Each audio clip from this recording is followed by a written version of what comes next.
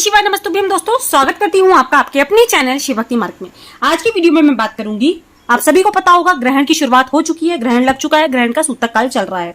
तो सूतक के दौरान हमें किन चीजों का दान करना है और ग्रहण खत्म होने के बाद हमें किन चीजों का दान करना है, जिससे कि चंद्रदेव पर जो ग्रहण लगा है, ब्रह्मांड में जो इतनी नकारात्मक शक्तियां हो गई हैं और हमारे आसपास भी जो नेगेटिविटी बढ़ जाती है, उसको खत्म करने के लिए किन चीजों का दान किया जाता है, जिससे कि हमारे जीवन पर ग्रहण के दुष्ट प्रभाव ना पड़े।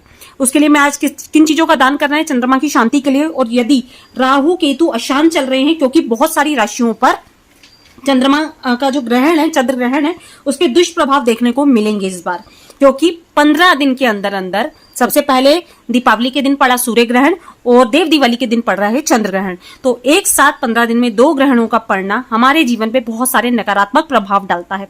तो उस नेगेटिविटी को हम अपनी फैमिली से कैसे दूर करें, अपने बच्चों से कैसे दूर करें और किस तरह से किन चीजों का दान देकर चंद्रदेव की शांति करें, क्योंकि जब भी ग्रहण लगता है सूर्यदेव या चंद्रदेव पे, वो बहुत ज्यादा कष्ट में होते हैं। तो उन कष्टों को कैसे दूर करा जाए, क्योंकि जब वह कष्ट में होंगे तो हमारे जीवन पर भी कुछ ना कुछ प्रभाव तो पड़ेगा ही पड़ेगा। तो देखिए, सबसे पहले तो क्योंकि मैंने वीडियो में पहले ही आपको बता दिया कि क्या करना है और क्या नहीं करना है, नहीं देखा हो तो एक बार देख लीजिएगा, परंतु यहां से दोबारा शॉर्ट में आपको बता रही हूँ। 5:32 से 6:18 तक जो ग्रहण का मुख्य समय है, चंद्रोदय का समय है, उसी समय पे चंद्र ग्रहण शुरू हो जाएगा। सूतक 9 घंटे पहले ही लग जाता है, तो सूतक काल लगा हुआ है। सूतक के दौरान देखिए, गर्भवती स्त्रियों को तो कुछ भी कार्य नहीं करना है, ना काटना है किसी चीज से, ना कैंची का यूज करना है, ना सिलाई करनी है, ना सुई धागे का यूज करना है। बड़े बुजुर्ग और बच्चों के लिए देखिए थोड़े नियम कम होते हैं, वे कुछ खा पी सकते हैं, परंतु जो भी खाएं आप तुलसी दल डालने के बाद ही खाएं। और वैसे तो यदि आप सहन शक्ति है आपके अंदर, तो इस दौरान कुछ खाया पिया नहीं जाता है, पूजन वगैरह किया जाता है। अब बारी आती है 6:30 बजे, जब मोक्ष काल हो जाएगा, क्योंकि देखिए आप सभी जानते होंगे, एकदम सूर्य ग्रहण खत्म हुआ या चंद्र ग्रहण खत्म हुआ उसके तुरंत बाद देखिए उसका असर खत्म नहीं होता है। मोक्ष के जैसे 6:30 बजे मोक्ष हुआ, उसके बाद तक जैसे आप सभी जानते होंगे, जब हम घर में पोछा लगाते हैं तो तुरंत तो वो नहीं सूख जाता ना, सफाई करते हैं, तो तुरंत से अगर हम उसको गंदा कर देंगे तो सफाई रहेगी कैसे। तो इसी तरह से देखिए, चंद्र ग्रहण जब लगा या सूर्य ग्रहण लगा, उसके बाद का जो 15 से 20 मिनट का टाइम होता है वह शांति के लिए होता है। तो इस दौरान हम दान करते हैं, और जो जब भी ग्रहण लगता है उसके पहले भी हम दान के लिए कुछ वस्तुएं निकालते हैं। चंद्र ग्रहण के लिए हमें किन चीजों को निकालना है वो ध्यान से समझ लीजिएगा।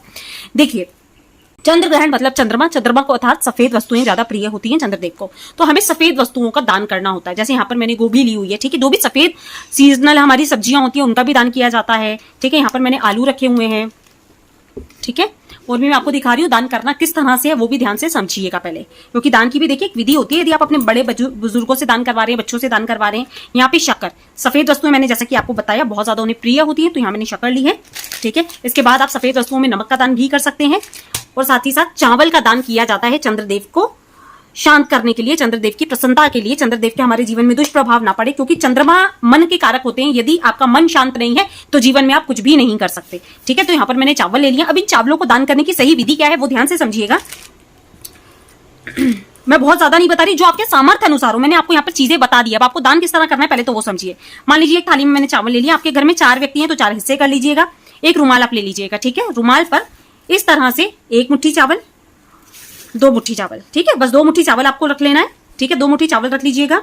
और जो भी दक्षिणा, क्योंकि जब भी आप दान करते हैं कुछ ना कुछ द्रव्य जरूर रखा जाता है, यानी कि दक्षिणा रखी जाती है। आप चाहें तो 10 रुपए रख सकते हैं, 20 रुपए रख सकते हैं, 50 रुपए, जो आपकी श्रद्धा, जो आपका समर्थ हो। उसके बाद में इस पोटली को इस तरह से बनाने के बाद जिस भी बच्चे, अपने पति, अपने किसी बड़े बुजुर्ग से आपको उतारना है, उनके सिर पर, ठीक है, चंद्रमा का नाम लेते हुए ओम चंद्रमा से नमः या चंद्रदेव का जो भी मंत्र हो आपको आता हो, ऐसे गोल गोल घुमा लीजिएगा कम से कम 5 बार या 7 बार, ठीक है। इस तरह से इसको कपड़े समेत दान कर दिया जाता है, ठीक है। ये तो हो गया चावल का दान हमें किस तरह से करना है।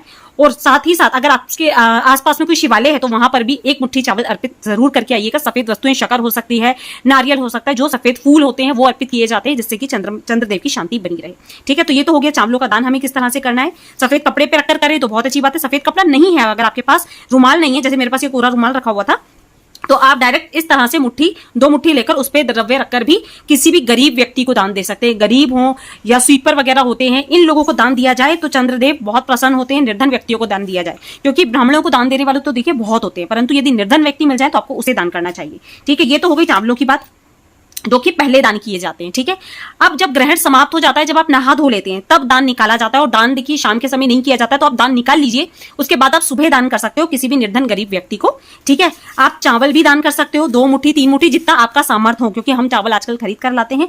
अब पहले की तरह खेतों की हमारे पास तो नहीं रहती है धान, तो हम खरीद कर लाते हैं। जितना देखिए आपका सामर्थ्य, मैं कभी भी कम ज्यादा नहीं बताती हूँ, जितना आपका सामर्थ्य हो, 1 मुट्ठी 2 मुट्ठी जितना हो आप उतना दे दीजिएगा। द्रव्य कुछ ना कुछ जरूर रखिएगा। साथ ही साथ सब्जियां दान की जाती हैं। सफेद सब्जी में आप यहाँ पे गोभी मैंने ली है। ठीक है, इसके बाद में आप इनके जब भी कुछ दान करेंगे ना, जैसे मान लीजिए आपने शक्कर दान करी, तो कुछ ना कुछ दक्षिणा रखकर ही आपको दान करना है। ठीक है, ये हो गया।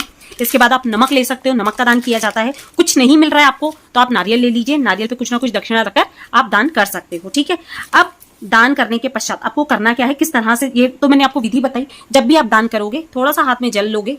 ठीक है, इस तरह से आप जल लोगे, जो भी दान सामग्री है उस पे से 2 बार हम घुमा लेंगे। ठीक है, इस तरह से 2 बार घुमा के हमें छोड़ देना है। तो इस तरह से दान किया जाता है। ठीक है, आप अपने बड़े बड़े बुजुर्ग पति वगैरह किसी से भी दान करवा सकते हैं। सफेद रंग की चीजों का ध्यान रखिएगा, अगर आप दान करें तो बहुत ही ज्यादा शुभ माना जाता है। तो ये सारी जो सामग्री है किसी निर्धन गरीब व्यक्ति को भी दे सकते हैं। यदि वो नहीं है, कोई भी आपके पास ऐसा लेने वाला नहीं है, तो आप मंदिर जा सकते हैं। मंदिर के आसपास बहुत सारे निर्धन व्यक्ति होते हैं, उन्हें आप दे सकते हैं। यदि वहां पर भी कोई लेने वाला नहीं है, तो सिर्फ दक्षिणा भी अपने परिवार से, अपने घर के मंदिर से घुमाकर, अपने जो भी परिवारजन है उनसे घुमा के आप दक्षिणा जो भी दान पेटी होती है उसमें डाल सकते हैं। ठीक है, तो इस तरह से आपको दक्षिणा दे देनी है। साथ ही साथ कुछ लोग चने की दाल का भी दान करते हैं, हल्दी का भी दान करते हैं। तो जो देखिए आपके सामर्थ्य में हो वैसा आप कीजिए, क्योंकि दान करने की कोई देखिए बहुत सीमा नहीं होती। जितना करें, जितना कर पाए उतना करने की कोशिश देखिए जरूर करिए। तो ग्रहण के बाद इस तरह से दान निकाला जाता है, और ये बहुत जरूरी भी होता है, क्योंकि ग्रहण के बहुत सारे नकारात्मक प्रभाव हमारे जीवन पर पड़ते हैं। देखिए 2 पहलू होते हैं हर चीज के, पॉजिटिव और नेगेटिव दोनों होते हैं।